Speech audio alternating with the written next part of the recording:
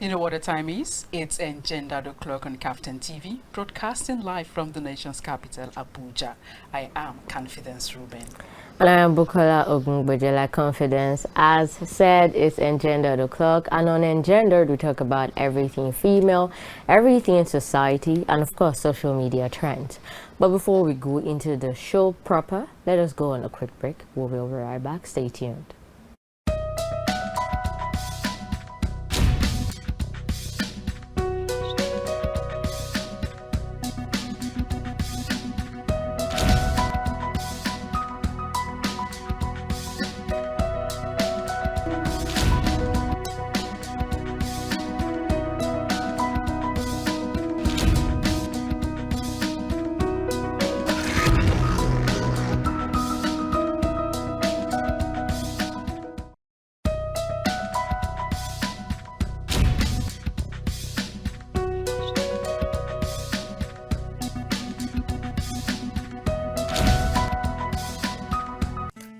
Girls, let's be fast with our chores. It's almost time for Engendered.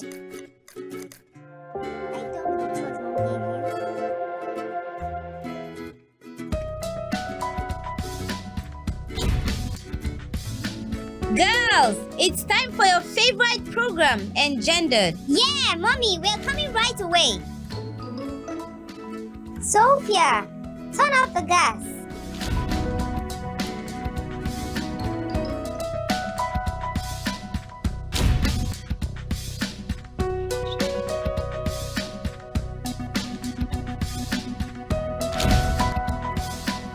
Welcome back. If you just joined us, you are right on time because the show is about to kickstart. On the Agenda show this evening, we'll be discussing a topic that says from pain to purpose, turning trauma into a tool for advocacy. Before we delve into the topic properly, let's give you an excerpt of what the topic entails. The journey from pain to purpose begins with acceptance, acknowledging the pain, rather than running from it. When we stop resisting our suffering, we open ourselves to the possibility of transformation. Pain, when confronted with courage, becomes the fertile soil from which resilience, wisdom, and empathy grow. It teaches us lessons we could never have learned otherwise. Now, as we navigate through our darkest moments, we begin to see that our suffering isn't just a random or meaningless occurrence. It's an invitation to awaken to something deeper within ourselves. Today, we will be highlighting rather the transformative journey of using personal trauma as a catalyst for advocacy, empowerment, and change. We will also focus on how women can channel their past experiences into positive actions that not only help themselves, but also inspire and uplift others. We'll be discussing this important topic with our guest who just joined us in the studio. She is a passionate family and child advocate, as well as a media and communication professional. Join us as we welcome Omolola Daudu. Good evening. Good evening, Confidence. You're so lovely to be here. Good evening. Good evening. It's good. So happy to see you, ladies. Same here. It's good to have you on the show. Thank you. How are you? I'm good. I'm good. The year is about to end, and I'm happy that at least the rest is in sight, even if it's just 1 week rest before the new year starts. It's so crazy because not a lot of people get to rest at this time. For some people, it's like the craziest moment. Exactly. And It's as if the year just started. Yeah, and I was asking my friends, like, are you having like a 1 week break or 2 week? And I think most of them are just like, oh, we're having like 1 week or more. I'm not having any break at all. I said, Jamie, you did not break moment. That's true. Especially vendors, people who have events and people who are into events. This is their time. So no rest. So like July, April. Yeah, talking about the year wrapping up, that this is the last month of the year 2024. Yeah. What are you grateful for? Honestly, I'm grateful for family. I'm grateful for last minute miracles. I had a lot of good things happen December.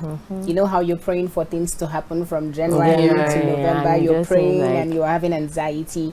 And finally, some of them came through this December, and honestly, it's just been miracles upon miracles, blessings, and I'm just so grateful for that time for family. At some point, even when you are waiting, you feel like giving up because it's as if the miracle is not coming. Yeah. Oh, thank what are you God for grateful life. for? I am grateful to be among the living in this administration. I can because imagine. it's not easy. It's not. I think they've given it a new name, T-Pain administration. Wow. It is really like you know concerning this T-Pain thing. I think there is a musician called T-Pain. Yeah. So I think when he heard he was like, why are Nigerians? Why are they this? Why are they all about me? This was going up. Imagine this OT painting really did skyrocket. Just helped him. Helped him push his at least his career to another limelight at this point. And then it seemed like something that was working negatively for us was working positively for someone else. Nigerians are just a very lovely sense of humor. Top notch. But I'm grateful. I know that people not bash on me. People are just like, why are you so Nigerian centric? I'm grateful for being in Nigeria, Sha. Wow. That's great to hear. Yeah, I am. Aside from everything that's happening, I woke up, I think this morning, yesterday morning, I just came to the realization that as much as things are hard, we're still privileged. Of course. At least we're not in a war torn. This Israel and Gaza war since last year up to now. I was watching a movie Congo about that, and it was really, I know a movie is fiction, but real life, it is that way. I mean, how are people living their lives this way? Imagine in California now, they're having a fire, something, and a lot of people have to evacuate. More than 20,000 people have to evacuate. You don't even know where you're heading to. Do you understand? So, I mean, we still have to be grateful for some things. Yeah, so let's practice the act of gratitude. It's a very important something. Whatever the situation is, let us just be grateful.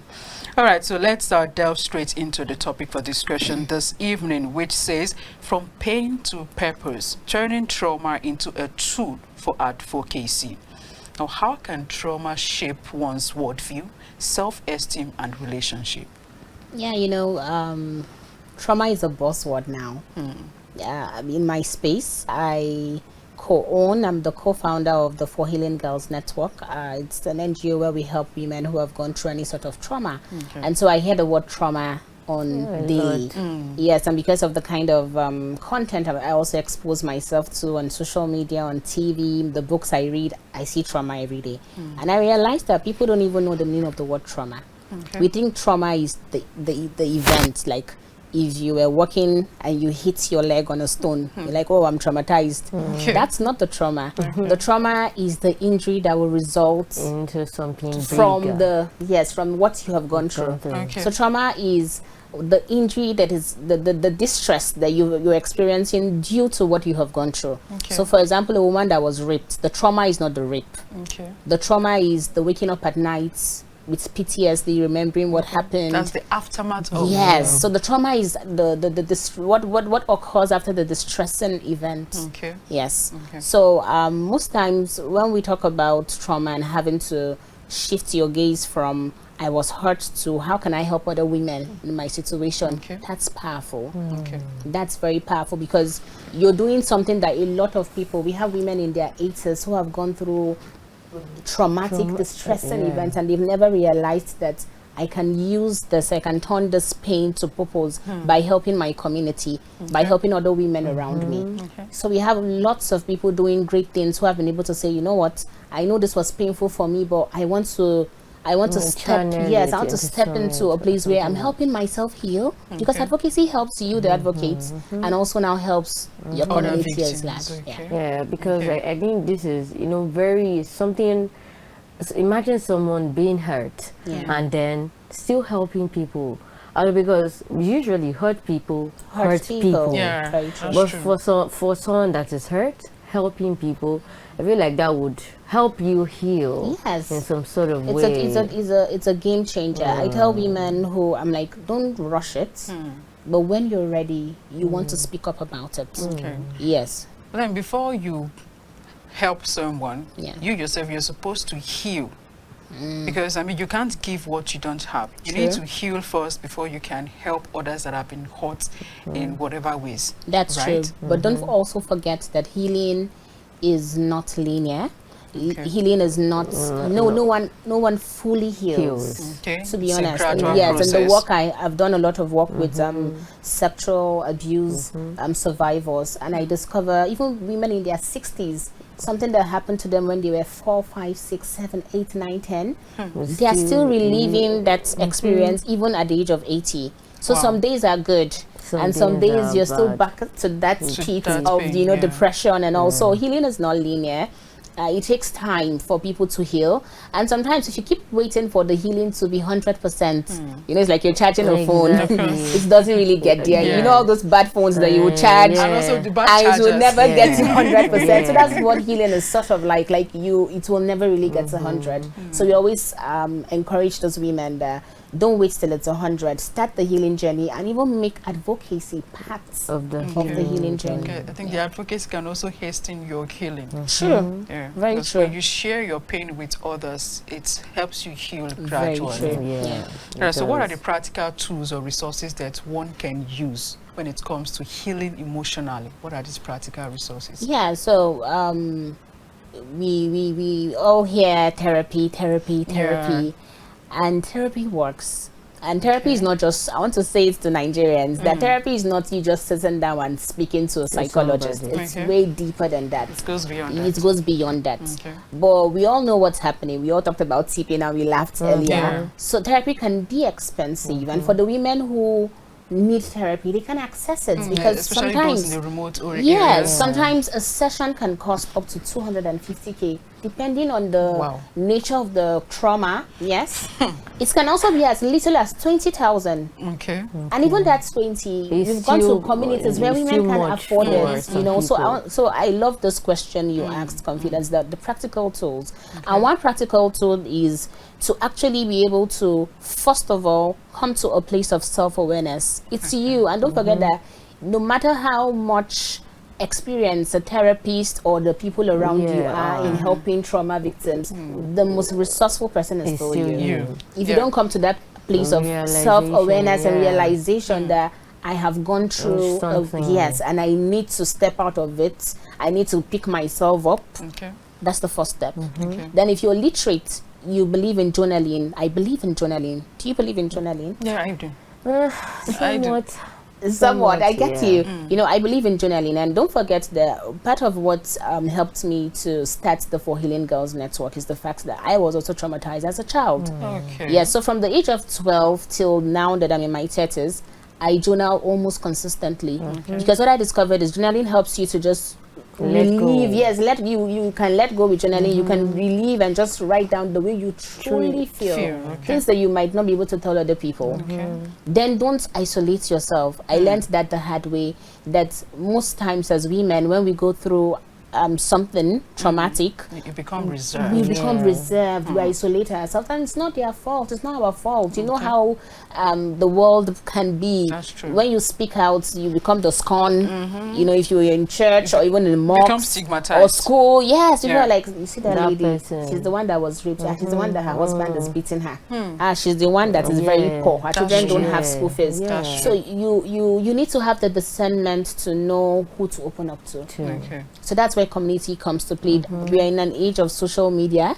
You know, we're in an age where you can get community without you're actively having to be there It must not physically. be physical, Yes, yeah. so you have to do a lot of assignment. I'm sad about it sometimes, but you have to go and do a lot of assignments yourself and seek out for those communities that you can be part of. Okay. I know some churches are trying, some mosques, some Muslim women communities, Christian women, you know, even if you don't have a religion, there are communities that come together and say, hey, you want to help women who are being beaten by their husbands, who are going through emotional and physical abuse and all. So Okay. you have to seek out those avenues too as well. Okay.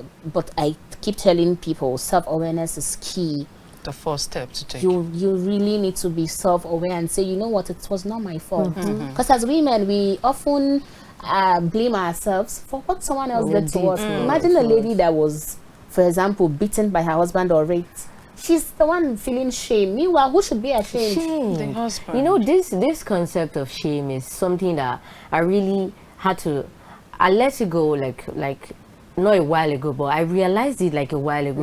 Okay, you are doing something. Why should I be the one feeling shame? Like, I don't understand. Yeah. Like, but the thing is, it's almost like you're not even conscious about this.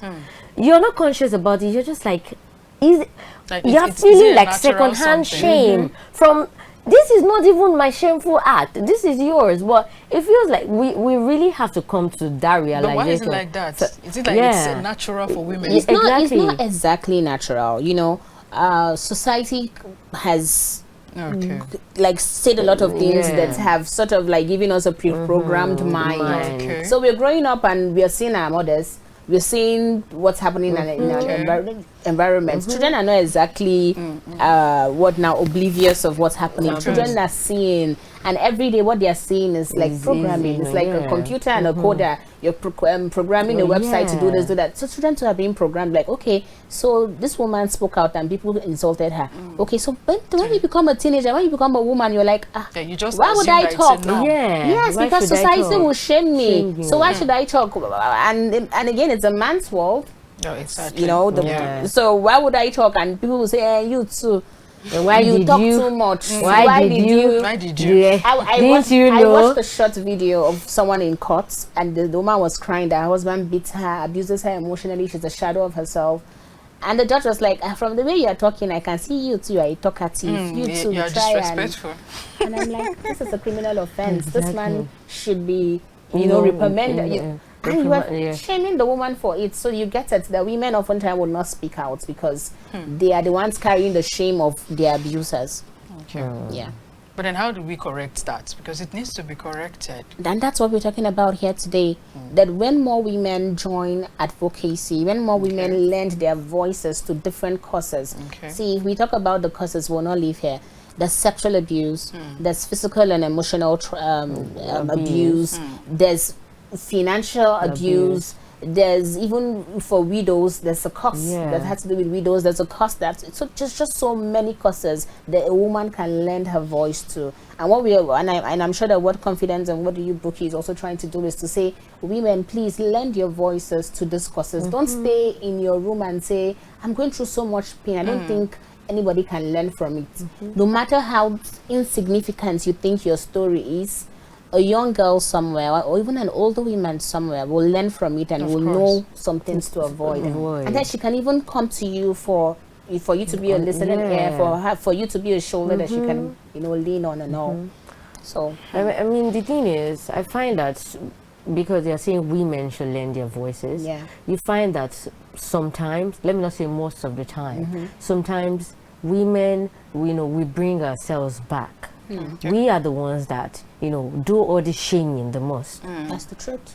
We do the most shaming. Because something happened to this woman, and you're saying that, why did you do that? As a woman, I mean, try to understand her point. Yeah. Even if you are going to reprimand, this is not the time to reprimand. Of course, there are some situations, I'm not saying all, there are some situations where it takes two hands to clap. Of course. I would not excuse the abuser. I would not say, okay, the abuser did good. She might have done something. I'm not excusing the abuser. I'm just saying, just fact. But this woman, don't at that point now say, what did you do? You hear people say they get raped. Why did you wear that? Yeah, it's never her fault. What is why did you wear that? Yeah, I think the reprimand should come later. Let's face the situation on the ground. The rape, the abuse. Face the situation on ground before you reprimand the victim. Do you want to even I think that's the way it the should thing is, reprimanding should not even occur in most of those cases. Right. Yes, of course. Because what we are doing is that we're not solving the problem from the root cause. We're solving the problem from the problem. A woman is raped, and the next thing we're hearing is, why did she wear short skirts? Why did she go to the guy's house? Shouldn't we be talking about sitting down with men and understanding why this happened? Exactly. Because when you say, oh, she wore something short, How about people that wore long things And and still got raped? In So my what was organization, your in the For Healing Girls Network, we've had Muslim women who were wearing full hijab. yes, hijab, and you know the burqas, and they were still raped. raped?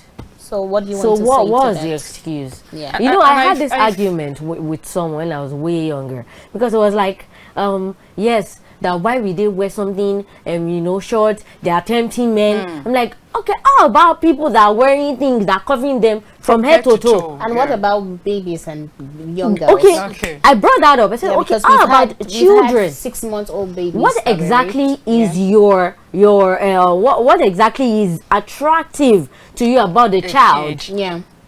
Yeah. And when you keep reprimanding, you are enabling these perpetrators. Yes, Exactly. you are. You're giving them more excuse to, you know, perpetrate this crime. So See, the after all, reprimanding is out of yeah, question. yeah. Dealing with the situation on the ground first. See how you can help the Help. woman. Exactly. Yeah. All right, So- let's move away from that. Now, still talking about turning trauma into a tool for advocacy. Yeah. Please buttress on that. How Okay. do we turn trauma, pain, Yes. as a tool? So you know how when a woman goes through this distressing event, Okay. you're all up in your head. Psychologically, you're all up in your head, and that's fine. You know, one of the things we've discussed on the For Healing Girls Network on our platform is the power of wallowing. And now wallowing is just saying, you know what, I've gone through this very distressing event. I've gone through this depressing thing. I've gone through this dangerous thing. I've gone through this painful experience. Okay. I'm not fine. I'm not going to pretend I'm fine. I'm not going to put on a mask in the morning and say, oh, joy to the world, beautiful day. It's not a beautiful day. I'm not happy. Okay. So I'm going to wallow. And society will tell you that wallowing is wrong. It's not. What is wrong is when, I don't even use the word wrong. What is negative is when women wallow for too long. Okay, you And that's remain where you there. now know that this person needs help. Okay. But it's good to wallow. Okay. Because that wallowing is where the advocacy can be birthed. So that's why I had to bring in that wallowing first. Okay. When you are able to wallow and say, I'm not fine, this shouldn't happen, this shouldn't happen to another girl. I don't want to I don't want to live in a world where another woman is widowed and her relatives comes to take everything she owns, or where a woman is so poor that she can't even feed her children, she's giving them salt and warm water. I don't want to live in a world where a 4-year-old is raped. It can be birthed from that wallowing. Okay. So you allow yourself to wallow for a while, and then you step into it. You can reclaim your voice. You can redefine and you can define your story through advocacy. Because another thing that happens is when a woman goes through some of these experiences, then people start to gossip and slander and add pepper, salt, you know, to the event. The story is no longer hers. If something happens to you and you say, please, Omolola, I want you to share my story with the world. Okay. It's not my experience. I might come here and say, pass around confidence and wanted jollof rice, but she ended up buying macaroni. Meanwhile, you didn't even want jollof rice, and you didn't want macaroni as well. Okay. But because you've told me the story, I don't know if we know this game, they call Chinese whispers. Yeah. If we're like 10 or 20 in this room, I will say something, I'll tell Buki will tell. But at the end Before of it it, gets to the end, the it's information something has been different. distorted. Yeah. So one of the things that happen when you turn your pain to advocacy is that it is your story. You're the one going for the event. You're the one writing whatever you're writing. You're the one telling people this is what happened. So it should come directly It's coming from you. So that's very Okay. powerful for women who have gone through, you know, any form of painful experience or trauma, that they are able to own their story. Okay. So I'm saying this because advocacy can be a powerful tool for the survival of any form of abuse. Okay. It can be powerful tool for her first. As you said something that you can't give from an empty cup. If you don't have kindness, if you're not giving yourself self-compassion and self-kindness, you can't give can't it give to it out. anybody. That's So right. once a woman is able to wallow and be in that point where she's like, you know what, I love myself. That's why what has happened to me. I give myself compassion. I give myself kindness. It was not my fault. It was not the short skirt's fault. It was not because I did not know how to choose a good man that I ended up with a man that is physically abusing me. It's not my fault. Okay. then she steps out and she's able to heal her community too. It's time to move on. It's time to move on. She's now able to say, okay, I'm going to advocate against this. And that's why you see some women very passionate. Very, very. Oh my God. Like when I see some women, I'm able to tell, because of my work, I'm able to tell that this woman is not She has just gone through. Yes, it's It's coming from from somewhere. well. Yes, so I remember we went to schools to advocate and teach children. That's one thing we do on the For Healing Girls Network is we go to schools, we teach children safe and unsafe touches, so they know when somebody is grooming them or touching them to maybe to sexually abuse them and all. And one of the parents was a town hall with women community in Africa, a coalition I belong to, and one of the parents stood up and she was talking, and before she started to cry. Before she started to cry, I'm like, this woman went through child sexual abuse. And this is someone in her 50s now. Wow. So what happens is you've been able to get to a point where you're like, I'm hurting, but let me also lend my voice. Let me advocate against this so that the next woman coming will not have to go through the same. So that's what turning your pain to advocacy is, that you're able to say, I stand in the gap, I reclaim my voice, I'm defining my own story, and I'm saying no, that no other woman behind me is going to go through this. And if there's a woman going through it, I'm here for her. You said something about how women are not usually there for each other. And I'll just say a very short story. I was pregnant and I went through what they call hyperemesis gravidum, HG. It's a form of morning sickness from the beginning of pregnancy till the end. I was sick. Wow. I was always in the hospital. And I discovered that when men hear, or when men are like, oh, sorry, madam, sorry. But women are like, is she the only one that's ever gotten pregnant in her life? Wow. Is this the first time a woman is sick? Just drink Coke in the morning and chew gum. You know, so one thing that's being in the advocacy space teaches you as a woman is empathy. You're able to see people's pain and say, you know what, I can wear your shoes and understand the beat of where it's hurting. And so I will not join those who are bashing you. You listen, you don't judge. Yes. We don't judge. We just listen like, you might have, and sometimes you hear the stories and you have your reservations. Sometimes you're not even certain in the person. You're human. That's the truth. We're not talking about angels here. We're not saying the women who are into advocacy are angels and we don't have our prejudice and all and vices. We're saying that we refuse to listen to those voices in our head that will say, bash this woman. Some stories, you even hear some stories and you're like, is she saying the truth? Some are so horrific that you're like, is this can this be true? So, very important that women support women. I think that last point you made about, not just listening to the voices in your head is very, very important. You have to take yourself out of that situation that it's not me. It is, it's her, it's a problem. Story. It's a story. So she is going through it. The least you can lend is sorry. What is is it only you? Please, if you cannot lend any positive then just vibes, just keep quiet. It takes a whole lot of effort to, control yourself, not to bash such very, a very person. true. You need It's to human. control He's an yourself. psych, you need to learn that self-control of. In fact, empathy is a skill for advocacy. And I always tell women, especially those that are literate, and that's why those of us that are literate, we need to avail ourselves to resources, free learning resources, so we can now help the women in the communities that are not literate. Because, for example, Udemy has courses on empathy that are free. Coursera has courses that are on empathy that are free. Empathy, people say you can't teach empathy, but I believe that you can at least lay the foundation, and when people are in certain situations, they can pick from what they have learned and see how to go about it. So one of the skills for advocacy is empathy. You need to learn empathy. You need to learn empathetic listening. Not that when the woman is talking, you are saying, me too, that year, I remember Mama BC, it happened to her, You're not even allowing the person you're to be drowning heard. her voice. And don't forget that most survivors, once you overshadow their voice, then they get scared. They don't see you as safe.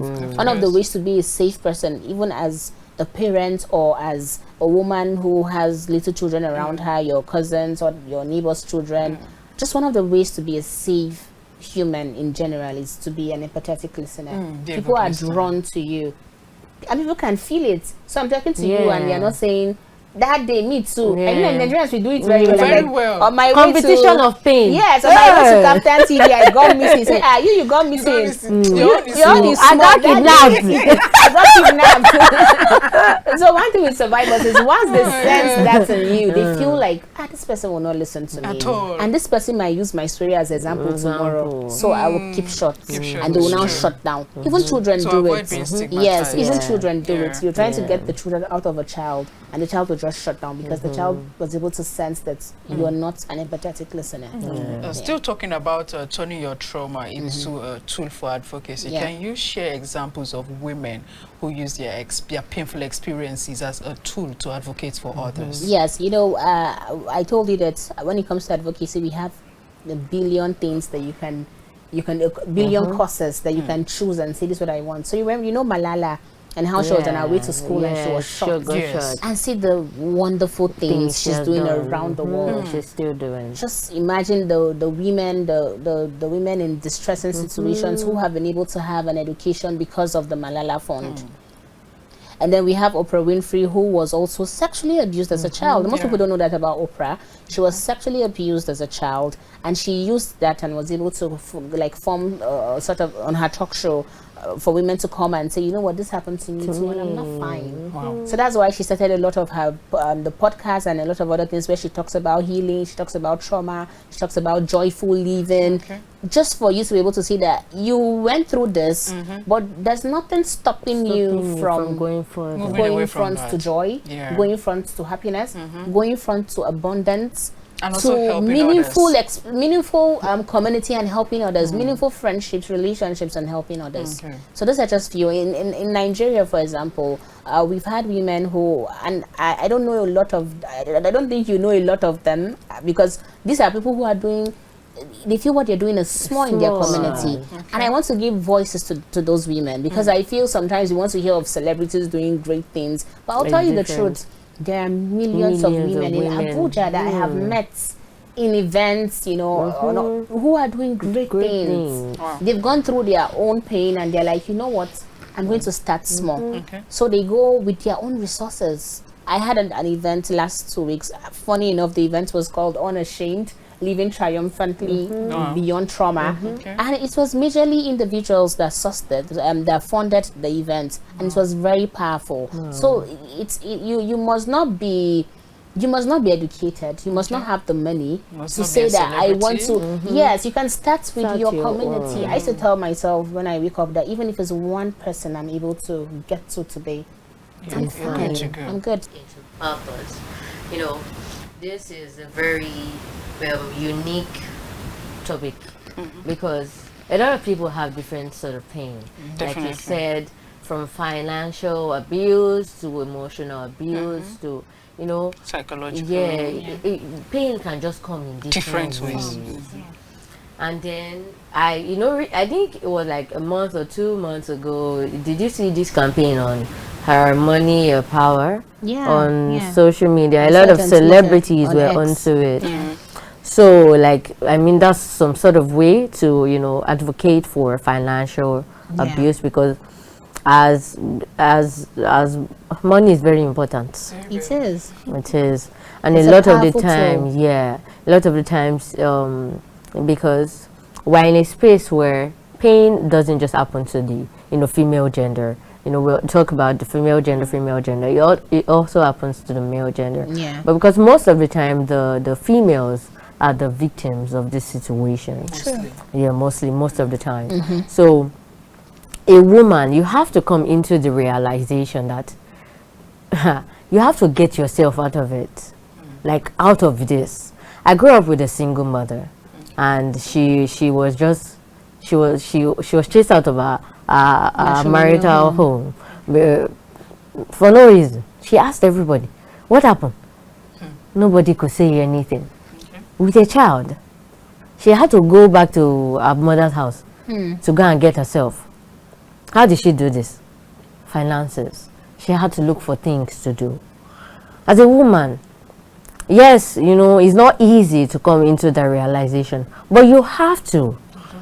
You just have to. I mean, a lot of people will think it's not easy. It's not easy, but I'm just saying this because when I talk sometimes people are like, why are you talking this way? I'm just saying, but who will do it for you? Do you remember I spoke about the self-awareness? Honestly, you have to get to a point where you realize that I have to first render self-compassion and help to myself before people will start to come in. You know, I don't even just want to just think about how my mother felt then. But as a child, I would have heard about it. You know, I know about it, and I cannot have. I just cannot not be financially secured because of that. And now, that is my own trauma. Do you see that? I understand. So you're hyper-independent. You want to make sure that you're able to provide for myself. So a lot of people, say, why are you like? Why are you hyper-independent? This is my own trauma. Do you understand? So like she said, trauma is not this situation. It is what comes out of it. And I'm so hyper about it. Like sometimes it's not too much of it. It's not, it's obviously not good. But it is traumatic. I get you. Do you understand? Are you healing from it in any way? Or I wouldn't say I'm healing. Like she said, it's not like 100%. It's gradually. Yeah, gradually. I'm just saying this.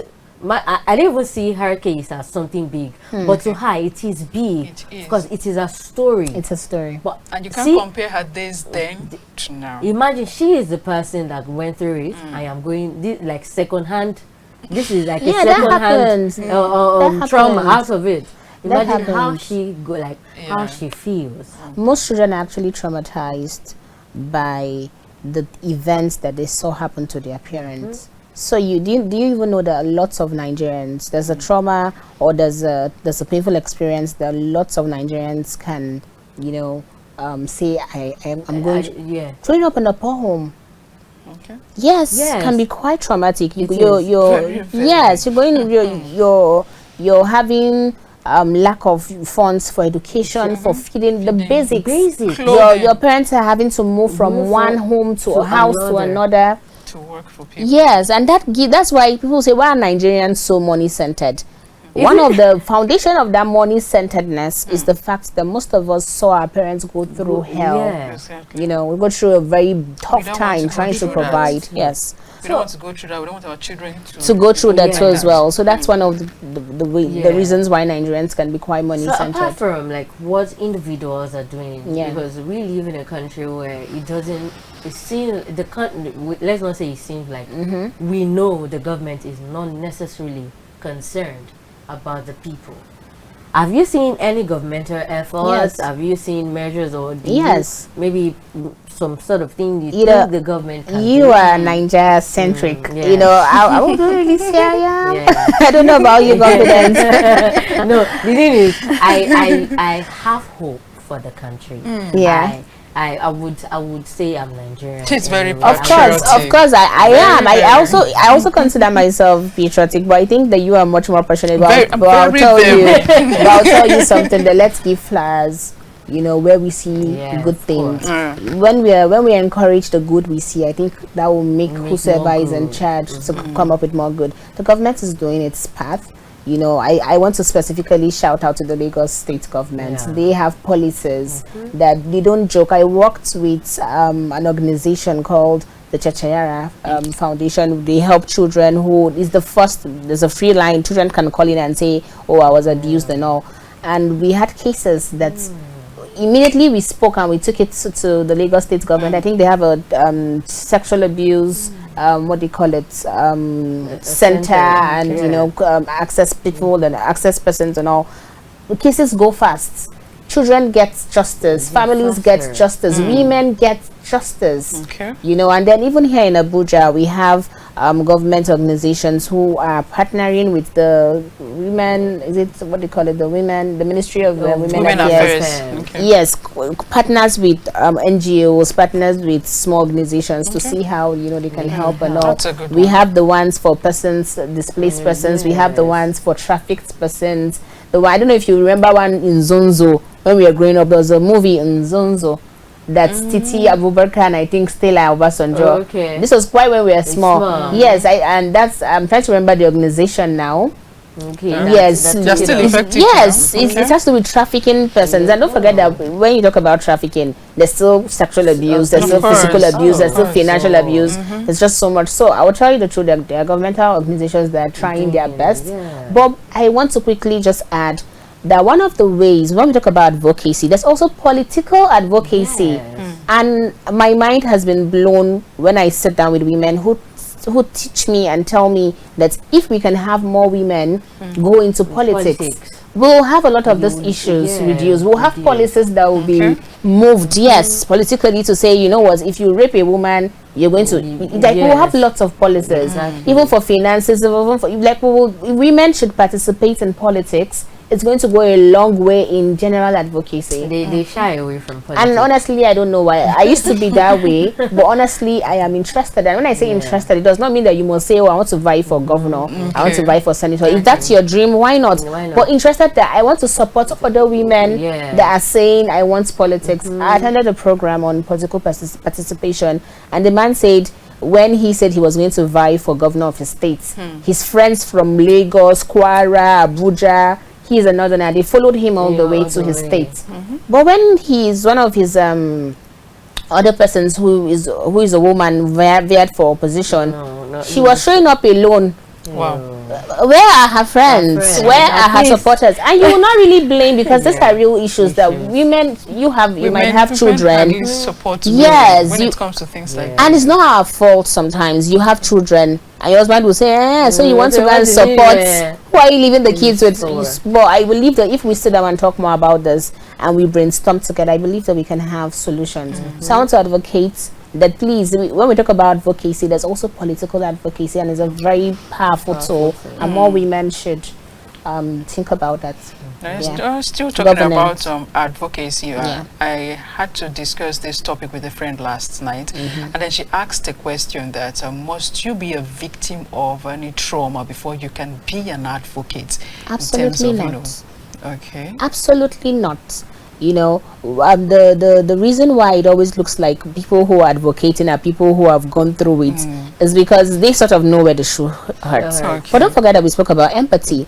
Empathy also gives you that skill to know where the shoe is hurting. I don't know your mom, but I can understand what she might have gone through as a single mom and trying to find her place financially.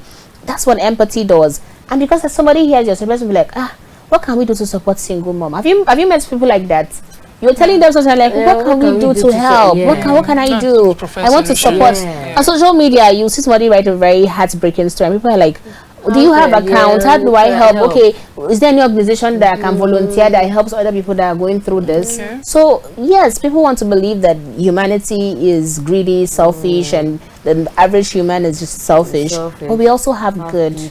Yes, we have people who have good in them and who want to help. So please, you must not have you must not be a victim of any form of abuse or any painful experience before you become an advocate. And so, because I'm always like advocating for like masculine energy on here and for you men. How do you think we can bring more men on board? Partner with men. You know, in my work, I have the For Healing Girls Network, and I was saying, who wants to partner with me for the Healing Boys? Because I discovered that when we go for advocacy, even with school boys, with little children, they don't listen to women as much as they listen to men. When you're a woman, you're speaking with them, they're looking at you skeptically, and that's totally fine. But once an uncle comes and say, oh, we want to talk about bullying, we want to talk about child sexual abuse, they give them rapt attention. So one thing I always encourage women is, please don't do things in isolation. Involve the men. And there are men who are interested in these things, they just don't know how to start. But most times women, we have the resources, we have the experience, you know, as regards advocacy. Please partner with more men. If you're going for an advocacy in a community, tell your male friends to tag along. The women might come to you, and the men might be like, I can't tell this woman what I'm going through, but I'm seeing a man, let me speak to him. So women, advocates, wherever you are, please partner with men.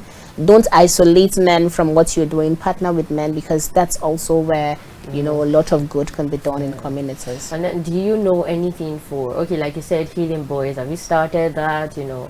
No, I have someone, you know, you have to just keep watching my Instagram, but I have someone who I have spoken with and all. But honestly, personally, I don't know any Abuja based organization of men. I know lots of women. I belong to a coalition, women community in Africa. We have men on our platforms, but they are individuals. They don't have their organizations. So there are men doing the work, but I don't know of men-centered organizations yet. You know, we got two genders in this world. Yeah. Just as women are going through abuse, men are also that's true. That's you true. get men that a lot of boys. Yeah. Like I saw one statistic, I just cannot remember, that maybe like 1 or 2 in 2 boys or adult men, like maybe 5 of them have been raped. I think the UN statistics then was that at least 8 girls in 10, and then about 6 boys in 10. See, it's not at so some far point. apart. Not so Yeah. far, Yeah, so we still need to reach out to the men because they go through, you know, Very trauma true. too. Very true. apart from being the perpetrators. Apart from being the perpetrators, of course, they are also victims as well. All right, time is against us, and we're about rounding up now. Give an ending, empowering affirmation to victims of any form of trauma. Yeah, I just want to say to anyone watching us that your story matters. Despite the pain, the hurt you think you're going through, there's still so much good you can do for yourself, for your community. I want to encourage you to have lots of self-compassion on yourself, have self-kindness, have self-reflections for yourself, and then when you're ready, please step out and help your community as much as you can. All right, thank you so much, Omolola. Thank you, Confidence. Daudu. Thank you, Muki. Thank you. It was Thank really you. good having you on Yeah. the show. I was having goosebumps. So I was let me not like lie. it was therapeutic. Oh, I'm glad to hear that. Thank you so much for inviting me. I had a lovely Hope to have time. you some other time. Definitely. Thank you. Thank you so much. All right, viewers, this is where we draw the curtain on today's episode. I hope you had a swell time. Now, for the victims of any form of pain or trauma, don't wallow in your pain for too long. Step out and so that you can help others. Share your story. You never can tell who you will be healing as well. Till we come your way again, I am Confidence Ruben. And I am Bukola Ogungbeje. Know that you should start now. Don't wait anymore. Nobody's going to do it for you but you. So start now. Until we come again your way.